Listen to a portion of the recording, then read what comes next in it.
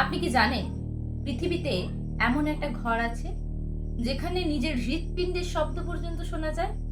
আপনি কি জানেন সেই জায়গায় শব্দের তীব্রতা -9 ডেসিবেল পর্যন্ত চলে আসতে পারে?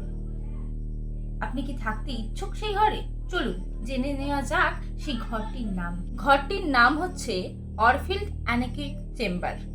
মিনেসোটার এই ঘরটিতে আলপিনের ছোট শব্দ থেকে শুরু করে নিজের রক্তের স্রোতের শব্দ, এমনকি হাড়ের নড়াচড়ার শব্দও শোনা যায়।